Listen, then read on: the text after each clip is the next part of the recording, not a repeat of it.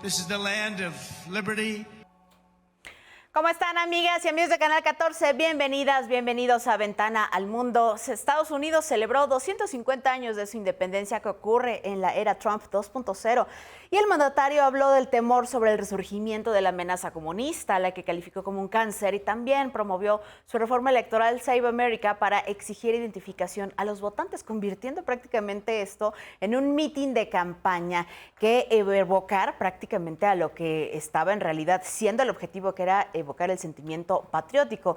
Y eso en momentos en que está bajo fuerte escrutinio la libertad de prensa, con la persecución a medios que no vayan con sus políticas, las represalias a manifestantes pro-palestinos, la vigilancia en redes sociales y, por supuesto, a la persecución a indocumentados, en donde hasta los propios estadounidenses han visto mermada su libertad e incluso su vida, con la muerte de varios de ellos tras la violencia del ICE. Con estos temas comenzamos.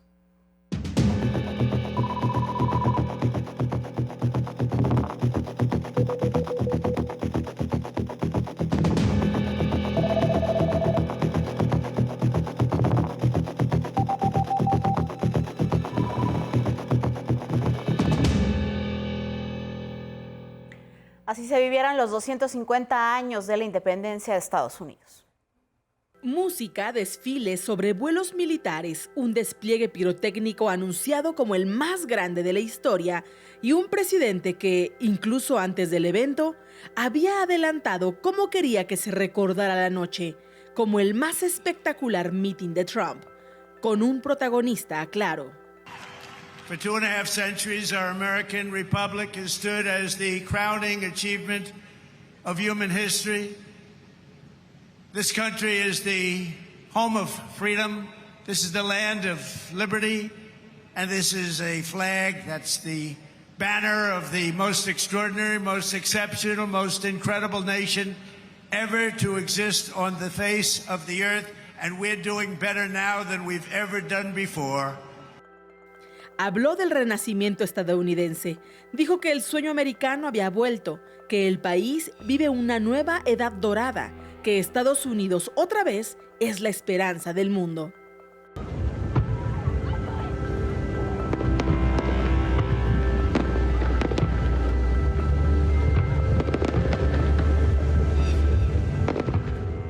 Un discurso que, en lugar de buscar puntos de encuentro, volvió a señalar enemigos: el comunismo, la izquierda, los inmigrantes y sus adversarios políticos. Incluso utilizó una conmemoración nacional para defender sus propias reformas y repetir temas habituales de campaña. Dijo que Estados Unidos nunca se rinde y siempre es bendecido por Dios. No contamos en la volatilidad del mercado, las guerras constantes en territorio extranjero y el neocolonialismo por medio de la economía global. We see our American identity under a renewed attack.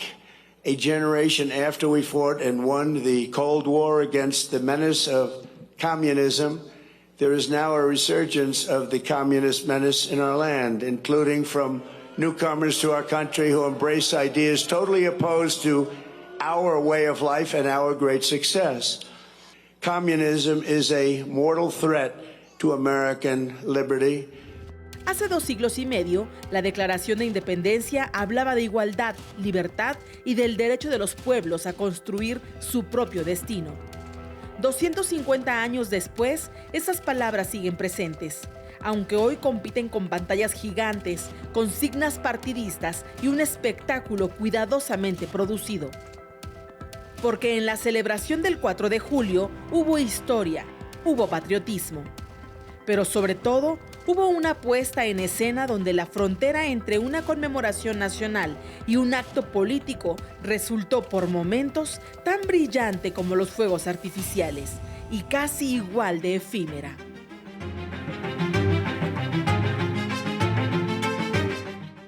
Con información de Carlos Salas, Canal 14.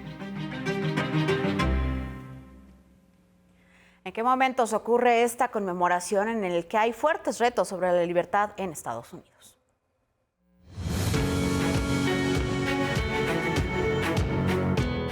250 años de independencia de Estados Unidos, un cuarto de milenio desde que aquellos revolucionarios proclamaron que todos los hombres nacen iguales y poseen derechos inalineables: vida, libertad y búsqueda de la felicidad. Pero el aniversario encuentra la principal potencia del mundo atravesando una pregunta incómoda: ¿qué significa hoy la libertad en la era de Donald Trump?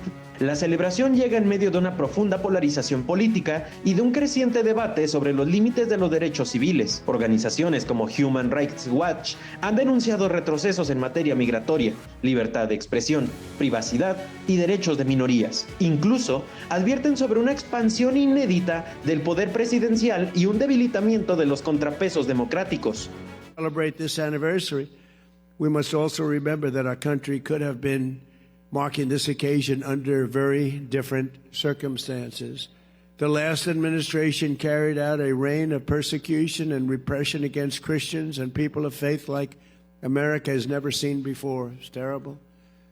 They turned a nation founded on freedom for believers into a place where Catholics were targeted by the FBI, where pro-life grandmothers were put in jail for praying, and where members of our military were thrown out of the armed forces for their religious beliefs. The radicals responsible for these offenses would have loved nothing more than to mark America's 250th anniversary by driving God from our public square once and for all. They wanted to do that.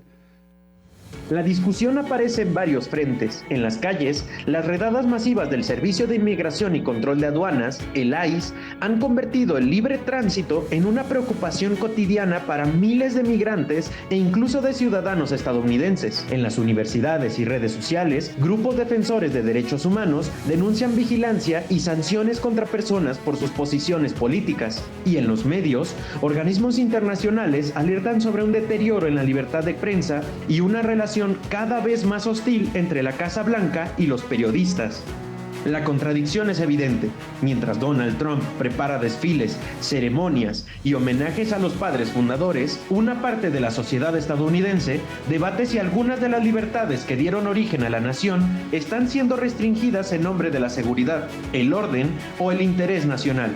Restricciones que el propio presidente dijo ya no existirían. Por supuesto, el 35% que está de acuerdo con Trump sostiene una lectura distinta. Argumentan que esas medidas no limitan libertades, sino que las restauran, protegen las fronteras, fortalecen la autoridad del Estado y recuperan valores tradicionales que consideran esenciales para la identidad estadounidense. After years and years of illegal and unconstitutional federal efforts to restrict free expression, I will also sign an executive order to immediately stop all government censorship and bring back free speech to America.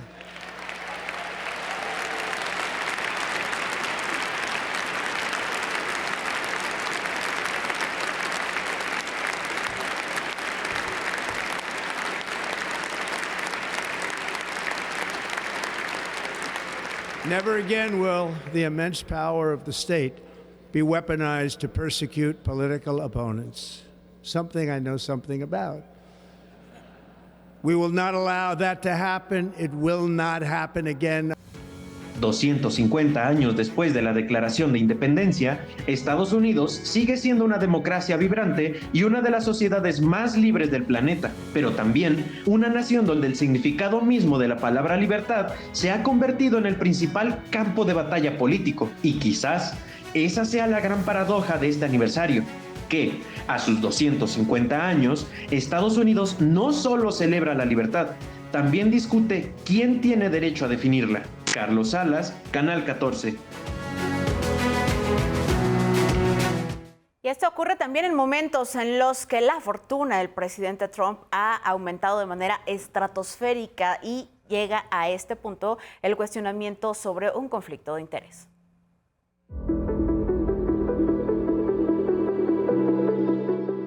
Donald Trump reportó ingresos personales por al menos $2.200 millones durante su primer año tras regresar a la Casa Blanca.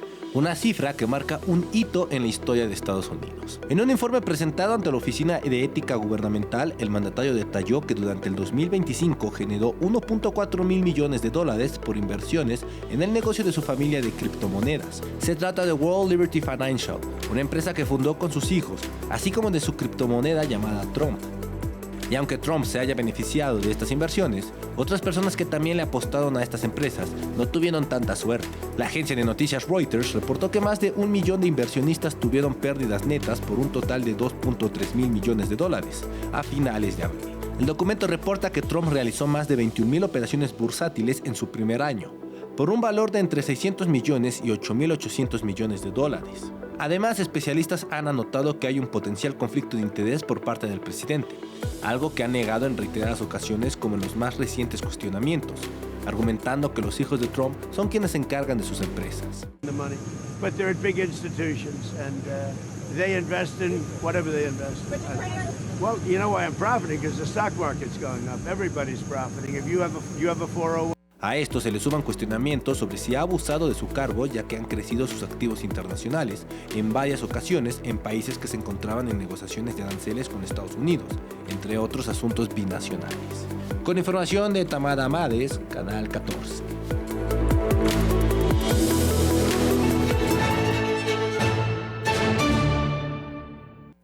Recibimos con gusto en Ventana al Mundo a Amy Glover, analista internacional. Bienvenida, Amy. ¿Qué perspectiva tienes después de este discurso de Donald Trump en medio de estos 250 años de las libertades? ¿En realidad esto se está celebrando? Cuéntanos, bienvenida.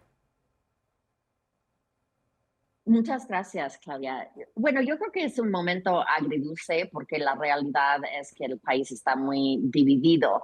Y el presidente Trump, mientras celebra la independencia de Estados Unidos de Gran Bretaña en 1776, genera y hace más profundos esas diferencias a acusar a personas que no comulgan con su gobierno de ser comunistas y acrecentar estas divisiones. Creo que la parte donde sí se celebra, sin embargo, es una historia muy poco probable que hoy en día tomamos como algo obvio, pero no fue en su momento la decisión de las colonias tener una revolución en contra de Gran Bretaña y de empezar un nuevo país lejos de Europa y de las monarquías, fundado y centrado en un concepto democrático, ¿no? Donde también la libertad de practicar la fe, y no nada más la fe cristiana, pero cualquiera, sería protegido por la ley. Hay conceptos filosóficos también que son novedosos, ¿no? Esta idea de que todos los hombres nacen iguales, la libertad y la búsqueda de la felicidad. Sin embargo, hay un pequeño detalle con esta narrativa, porque Estados Unidos se construyó bajo 244 años de esclavitud. Comenzó en 1619 y técnicamente terminó en 1863 con la declaración del presidente Abraham Lincoln de que todos los esclavos estarían libres. Y el hombre que principalmente escribió la Declaración de Independencia, Thomas Jefferson, tuvo 600 esclavos, ¿no?, en su hacienda. Entonces, esto ha marcado la historia de Estados Unidos, y yo hablo mucho de que en el siglo XX hubo esta lucha por los derechos civiles para resguardar también el derecho de los afrodescendientes de Estados Unidos a votar, particularmente en el sur, y tuvimos lo que yo considero un padre fundador de ese siglo, que es Martin Luther King. Hoy en día el presidente Trump pone eso en cuestión. De hecho, han estado pasando leyes que va a hacer más difícil que los afroamericanos votan. También haciendo los distritos para que distritos normalmente donde hay representación para los afroamericanos ya no habrá. Entonces, estamos en un punto muy frágil y donde hay cuestionamiento de, bueno, ¿cuál es la identidad del país? La realidad es que Estados Unidos es un país de migrantes, ¿no? Y todo lo que ha sucedido durante esta presidencia de Trump ha puesto en jaque este concepto. Entonces, diría que bueno, hubo celebraciones y es de celebrarse, ¿no? Llegar a 250 años como un país independiente. Lamentablemente, hoy en día no es un país unido. Y sobre esto también quería preguntarte, ¿cómo va a terminar la cuestión de las libertades en Estados Unidos, pues con los años que todavía le faltan a Donald Trump en la presidencia? Sí, el hecho es que todavía faltan 2 años y medio. El país está muy dividido. Hay encuestas que ponen la tasa de aprobación del presidente Trump en 37%. Y francamente no conviene a nadie estas grandes divisiones. Tampoco conviene a México, que Estados Unidos está viviendo esta fragilidad de la política interna. No conviene a aliados en Europa. De hecho, esta semana habrá la reunión de la OTAN y inclusive el apoyo continuo de Estados Unidos a esta alianza militar está en cuestión. Entonces, yo creo que seguirán las distintas fuerzas luchando por la democracia y la igualdad de todas las personas, pero no es una situación fácil cuando un presidente como Trump pinta el país de otra manera, de un país de personas blancas, cristianas, cuando la realidad del país es que es un país muy diverso y que abraza esas diferencias. De acuerdo, estaremos pues muy pendientes de lo que ocurra, sobre todo también en el plano de la popularidad que pues como bien mencionas hay encuestas que hasta lo marcan en 37%, 40% y en estos momentos en que también está pues en tela de juicio el tema de las libertades que también está infringiendo Estados Unidos sobre la soberanía y muchas otras cuestiones en América Latina que también pues digamos con esta presidencia extraterritorial que ha caracterizado al presidente Trump. Estamos muy pendientes de que te tengamos nuevamente en ventana, Amy Glover. Mientras tanto, te agradecemos mucho habernos aclarado estos temas tan interesantes sobre Estados Unidos. Un abrazo. Muchas gracias. Muchas gracias. Vámonos con más.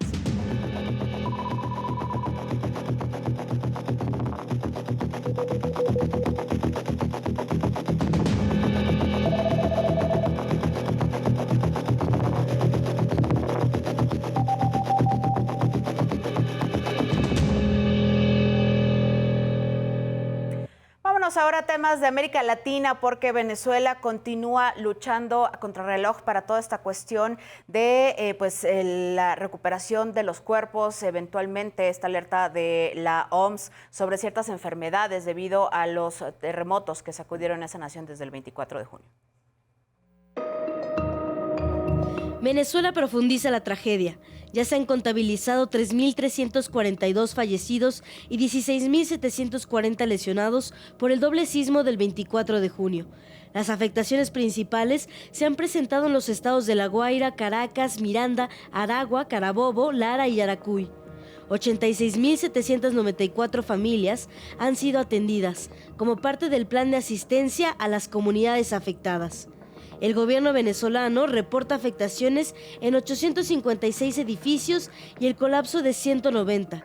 Al momento se reportan 17.345 personas sin vivienda. pero la ayuda internacional se ha hecho notar. Venezuela ha recibido a 4.088 rescatistas internacionales. El Estado venezolano ha desplegado ya a cerca de 30.000 efectivos y se han registrado más de 27.000 voluntarios.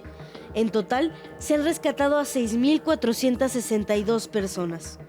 Este fin de semana, el gobierno de México envió los buques de apoyo Isla Holbox y Huasteco con 2.000 metros cúbicos de víveres, así como 4 plantas potabilizadoras. Por su parte, la presidenta interina, Delcy Rodríguez, informó la creación de la Unidad de Tarea Especial de Emergencia, que tendrá como propósito el cuidado inmediato y coordinado frente a desastres naturales. Afirmó que en Venezuela no habrá ningún estallido social, sino una solidaridad social profunda, al alertar sobre acciones conspirativas en medio del duelo nacional por las víctimas de este desastre natural. Con información de Rodrigo de la Vega, Canal 14.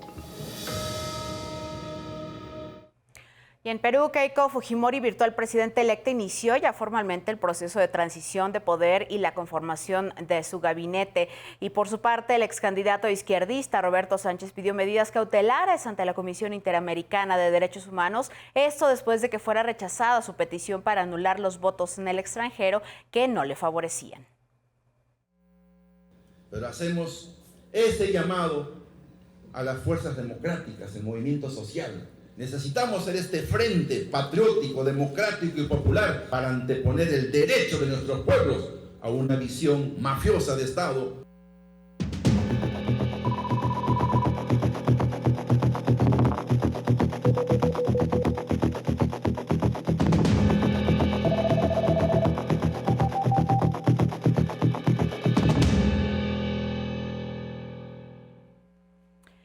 Mientras tanto, en otro paralelo del mundo, en Irán, millones de personas le dieron el último adiós al ayatolá Ali Jamenei, quien fuera asesinado por Estados Unidos el 28 de febrero en el inicio de esta nueva guerra.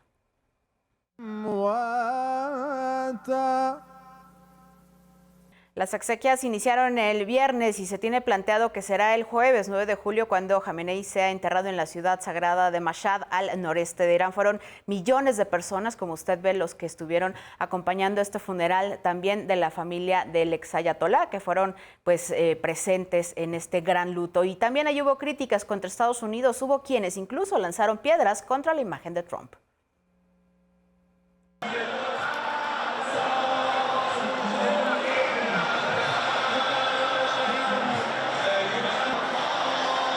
Por otra parte, Mohamed Bagher, presidente del Parlamento de Irán y principal negociador de Irán, dijo que el acuerdo de alto al fuego es difícil pero posible de alcanzar. Mientras tanto, siguen las negociaciones. Y también en Medio Oriente, el movimiento de resistencia islámico Hamas anunció la disolución del organismo con el que gobernó la Franja de Gaza durante 2 décadas. También se disolverá el Comité para facilitar la transición administrativa hacia el Comité Nacional para la Administración de Gaza, formado por la Junta de Paz creada por Estados Unidos. Y mientras continúan las fricciones y el estancamiento entre Hamas e Israel, el grupo extremista contempla un proceso gradual de desarme a la par de que el ejército israelí abandonaría el territorio palestino. La negatividad de Israel a salir de Gaza sin que la milicia entregue las armas primero ha tensado este apartado para el cese al fuego definitivo. Y hablando también de cuestiones bélicas, este martes y miércoles tendrá lugar la cumbre anual de la OTAN y la disputa por el presupuesto y también el avance en el tema de armamento en este mundo convulso van a dominar la agenda.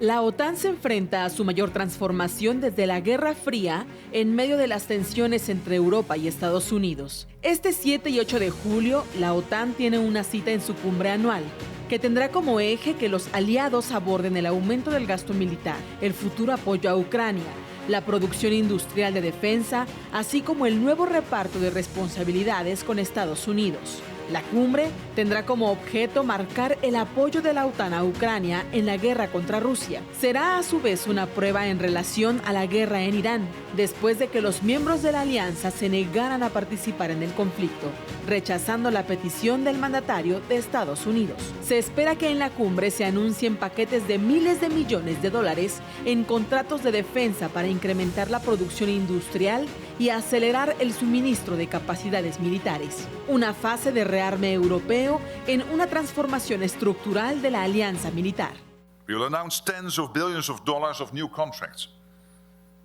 And when our industries from Arlington to Ankara combine their strengths and step up supply, the result is not only improved security. We are in the early stages of a defense industrial revolution that will help grow our economies and support hundreds of thousands of jobs on both sides of the Atlantic. Otro de los puntos será atender la demanda del año pasado, en la que Trump exigió que los miembros invirtieran el 5% de su presupuesto en defensa. Estará en la mira si España cambia de parecer después de que en el 2025 se negó a atender la demanda. Con información de Claudia Martínez, Canal 14.